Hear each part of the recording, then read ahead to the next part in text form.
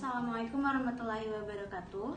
Dalam mata kuliah Manajemen Sumber Daya Manusia kali ini akan membahas mengenai Undang-Undang Republik Indonesia Nomor 36 Tahun 2014 mengenai tenaga kesehatan. Tenaga kesehatan sendiri adalah seseorang yang mengabdikan dirinya di bidang kesehatan dan memiliki pengetahuan juga keterampilan di bidang kesehatan melalui pendidikan di bidang kesehatan, dan dalam jenis tertentu memerlukan kewenangan untuk melakukan upaya kesehatan. Dalam Undang-Undang Republik Indonesia Nomor 36 Tahun 2014 juga dimuat tujuan dari undang-undang ini, yaitu yang pertama, memenuhi kebutuhan masyarakat akan tenaga kesehatan. Yang kedua, mendayagunakan tenaga kesehatan sesuai dengan kebutuhan masyarakat. Yang ketiga, memberikan perlindungan kepada masyarakat dalam menerima upaya penyelenggaraan kesehatan yang dilakukan oleh tenaga kesehatan. Yang keempat, mempertahankan dan juga meningkatkan mutu pelayanan kesehatan yang diberikan oleh tenaga kesehatan. Dan yang kelima, memberikan kepastian hukum kepada masyarakat juga kepada tenaga kesehatan. Dalam Undang-Undang Nomor 36 Tahun 2014 ini juga pada pasal 11 dinyatakan bahwa tenaga kesehatan dikelompokkan menjadi tenaga medis, tenaga keperawatan, tenaga psikologi klinis, tenaga kebidanan, tenaga kefarmasian, tenaga kesehatan masyarakat, tenaga gizi, tenaga kesehatan lingkungan, tenaga keterapian fisik, dan juga tenaga kesehatan tradisional, juga tenaga kesehatan lainnya. Dalam video ini, kami akan membahas mengenai 3 tenaga kesehatan, yaitu tenaga kesehatan keperawatan, dalam hal ini adalah profesi perawat, tenaga kebidanan, dalam hal ini adalah profesi bidan, tenaga kefarmasian, dalam hal ini adalah profesi apoteker.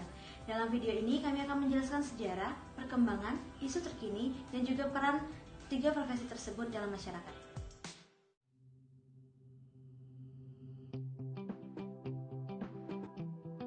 Selanjutnya kita akan membahas mengenai sejarah perkembangan profesi bidan di Indonesia. Pada zaman Hindia Belanda, persalinan di Indonesia ditolong oleh dukun. Namun, dukun tidak memiliki ilmu persalinan yang bersih dan aman, sehingga berdampak pada tingginya angka kematian ibu dan juga angka kematian bayi di Indonesia. Sebenarnya, pada zaman Hindia Belanda ini, pelayanan kebidanan sudah ada, tetapi hanya diperuntukkan untuk orang Belanda yang tinggal di Indonesia. Pada tahun 1851, seorang militer Belanda bernama Dr. Webos mendirikan pendidikan kebidanan untuk wanita pribumi di Batavia. Namun, sekolah ini tidak berlangsung lama dikarenakan jumlah peserta yang sedikit dan juga adanya pembatasan wanita untuk keluar rumah pada zaman ini. Pada tahun 1902, pendidikan kebidanan dibuka kembali di Rumah Sakit Militer Batavia. 2 tahun kemudian dibuka di Makassar. Pada tahun 1935, pemerintah kolonial Belanda membuka pendidikan kebidanan untuk setingkat SMP, dan sekolah ini ditutup pada tahun 1975. Oleh sebab itu, selama 10 tahun Indonesia tidak menghasilkan bidan. Akhirnya, pada tahun 1985, pendidikan kebidanan dibuka kembali dan dikembangkan pada tahun 1996 dengan adanya pendidikan bidan tingkat diploma 3 bagi lulusan SMA.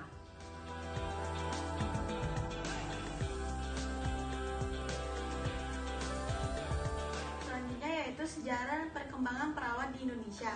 Yang pertama, masa penjajahan Belanda.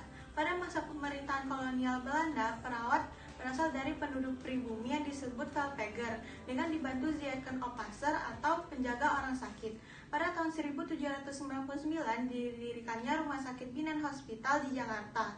Daenles mendirikan rumah sakit di Jakarta, Surabaya, dan Semarang, tetapi tidak diikuti oleh perkembangan profesi keperawatan dikarenakan tujuannya hanya untuk kepentingan tentara Belanda. Yang kedua, masa penjajahan Inggris. Pada masa penjajahan Inggris, Raffles sangat memperhatikan kesehatan para rakyatnya. Ia melakukan berbagai upaya untuk memperbaiki derajat kesehatan penduduk pribumi dengan cara yang pertama, pencacaran umum, yang kedua, cara perawatan pasien dengan gangguan jiwa, yang ketiga yaitu kesehatan para tahanan. Setelah pemerintahan kolonial kembali ke tangan Belanda, kesehatan penduduk lebih maju. Awalnya pada tahun 1816 didirikannya rumah sakit yang diikuti oleh berdirinya pula sekolah-sekolah perawat. Selanjutnya, yang ketiga, masa penjajahan Jepang. Pada masa penjajahan Jepang, perkembangan keperawatan mengalami kemunduran dikarenakan tugas keperawatan dilakukan oleh orang-orang yang tidak terdidik, dan pimpinan rumah sakit diambil alih oleh Jepang. Akibatnya terjadi kekurangan obat sehingga munculnya wabah. Yang keempat yaitu zaman kemerdekaan. Pada tahun 1985 didirikannya PSIK atau Program Studi Ilmu Keperawatan yang merupakan menjadi momentum kebangkitan keperawatan di Indonesia. Pada tahun 1995 PSIK FKUI berubah status menjadi FIKUI atau Fakultas Ilmu Keperawatan Universitas Indonesia. Selanjutnya baru muncul PSIK yang baru dari berbagai universitas.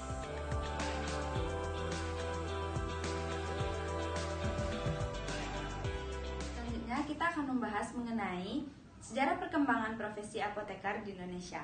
Profesi apoteker di Indonesia masih relatif muda, dikarenakan perkembangannya baru dimulai pada saat masa kemerdekaan. Pada zaman penjajahan, baik pada zaman pemerintah Hindia Belanda maupun kependudukan Jepang, tenaga apoteker bukan berasal dari warga Indonesia, namun berasal dari negara Denmark, Austria, Jerman, dan Belanda. Setelah masa kemerdekaan Indonesia, profesi apoteker mulai dikenal. Namun, masyarakat Indonesia masih menduduki posisi sebagai asisten apoteker. Oleh sebab itu, pada tahun 1946 didirikan Perguruan Tinggi Farmasi di Klaten dan pada tahun 1947 didirikan di Bandung. Dengan adanya pendirian perguruan tinggi farmasi di Indonesia, maka perkembangan farmasi di Indonesia berkembang untuk tahun-tahun selanjutnya. Selanjutnya, setelah Perang Kemerdekaan sampai dengan tahun 1958. Pada masa ini, jumlah tenaga farmasi, khususnya tenaga asisten apoteker, mengalami peningkatan yang cukup besar. Pada tahun 1950 dibuka Sekolah Asisten Apoteker Negeri di Jakarta dengan jangka waktu pendidikannya 2 tahun.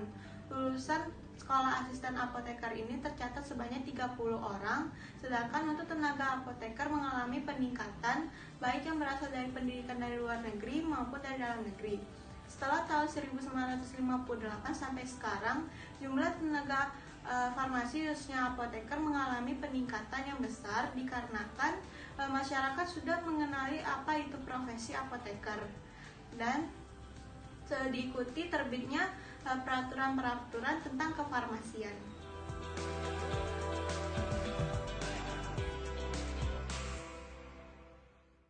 Sekarang saya akan menjelaskan mengenai isu terkini mengenai bidan di Indonesia. Jadi beberapa waktu lalu, tepatnya pada bulan Juli 2020, terdapat seorang bidan berinisial SF yang dicabut izin prakteknya sementara oleh Dinas Kesehatan Kabupaten Sampang, Jawa Timur. Bidan tersebut merupakan bidan desa Ketapang. Jadi kronologinya adalah pada suatu malam seorang ibu yang akan melahirkan mendatangi rumah yang merupakan tempat praktek bidan SF tersebut. Namun bidan tersebut tidak kunjung membukakan pintu walaupun sudah dipanggil berkali-kali. Alhasil, ibu tersebut melahirkan secara darurat di depan pagar rumah sang bidan. Saat berita ini didengar oleh Dinas Kesehatan memutuskan untuk mencabut izin praktek bidan SF secara sementara, yaitu selama 3 bulan karena bidan SF dianggap melanggar kode etik bidan. Dinas Kesehatan juga menghimbau dan mengharapkan seluruh tenaga kesehatan untuk tetap dapat melayani pasien yang membutuhkan bantuannya, terutama dalam keadaan darurat.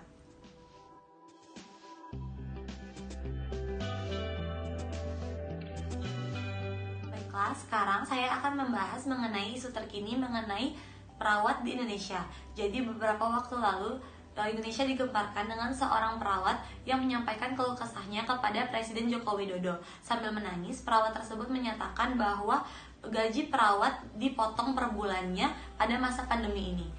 Sehingga perawat tersebut menyayangkan karena perawat merupakan salah satu garda terdepan untuk menangani pasien COVID-19 dan perawat otomatis merupakan tenaga kesehatan dengan risiko terbesar untuk terinfeksi virus COVID-19. Namun, di masa sulit seperti pandemi ini, di mana seluruh harga dinaikkan, seperti harga bahan pokok, harga transportasi, semuanya naik, malah gaji perawat yang merupakan orang dengan risiko terbesar terinfeksi COVID-19 diturunkan, sehingga sulit bagi perawat-perawat tersebut untuk menghidupi keluarganya dan menghidupi kebutuhan-kebutuhannya.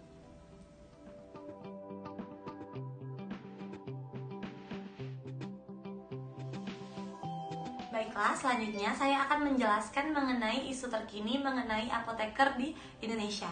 Jadi seperti yang sudah banyak orang ketahui, beberapa waktu lalu diterbitkan Peraturan Menteri Kesehatan Republik Indonesia Nomor 3 Tahun 2020 tentang klasifikasi dan perizinan rumah sakit.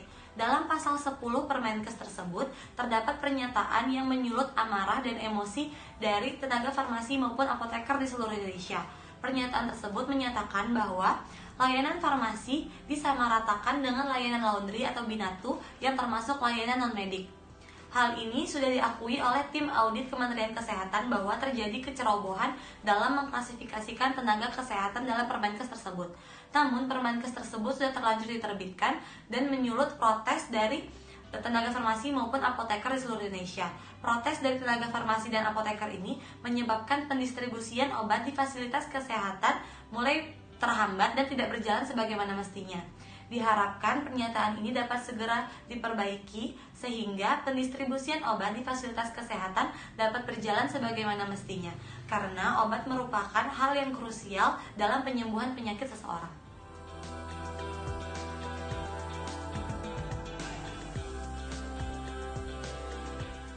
Saya akan menjelaskan tentang 3 fungsi profesi kesehatan, bidan, perawat, apoteker di masyarakat. 3 profesi ini memiliki fungsi yang berbeda, tetapi akan bekerja sama lintas profesi untuk meningkatkan derajat kesehatan masyarakat. Dan juga 3 profesi ini bekerja dan memiliki tugas penting di fasilitas tingkat pertama, yaitu FKTP, di mana adalah puskesmas, yang di mana puskesmas ini sebagai pelayanan kesehatan tingkat pertama di masyarakat, di mana masyarakat bisa mencari informasi sebagai tingkat promotif, preventif untuk mencegah penyakit, hingga kuratif dan rehabilitatif. Bidan mempunyai peran banyak di masyarakat, salah satunya yaitu menjalankan praktek di masyarakat. Nah, di bidan ini juga itu pemberdayaan perempuan di masyarakat adalah salah satu tugas dari bidan. Dan juga untuk mewujudkan desa siaga, itu adanya harus kerja keras dari bidan desa.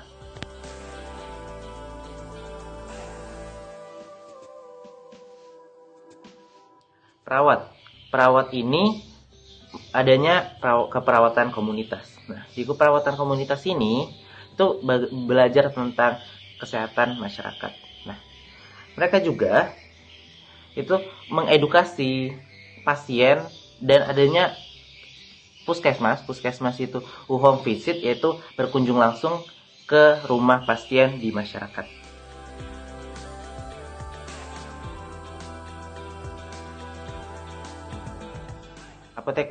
Apoteker berfungsi untuk meningkatkan mutu dan juga memberikan konseling kepada pasien dan masyarakat bagaimana untuk penggunaan obat yang baik dan benar, dengan cara penggunaannya mulai dari penyimpanan dan yang lain-lain.